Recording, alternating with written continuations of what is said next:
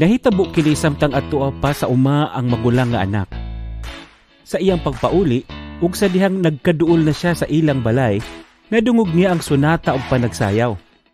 Busa, gitawag niya ang usa sa mga sulugoon ug nangutana.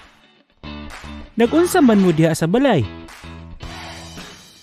Ang imong manghod mipauli na ug maayo ang iyang panglawas ug wala maunsa. Busa gipaihaw sa imong amahan ang gipatambok nga turyong baka. Pagkadungog niya niini, nasuko siya ug dili na siya gustong musulod sa balay.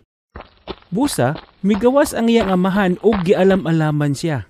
Hinumdumi ragud kung pila na katuig ang akong pag-alagad kanimo. Wala gayud ako musupak kanimo.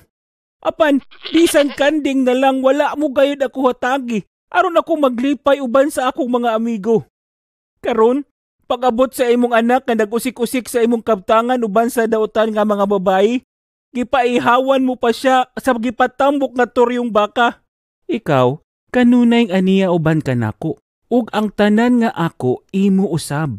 Angay kitang maglipay. Kay abi nato og patay na ang imong manghod. Apan dako di ang buhi. Nawala siya. Apan karon ani ana.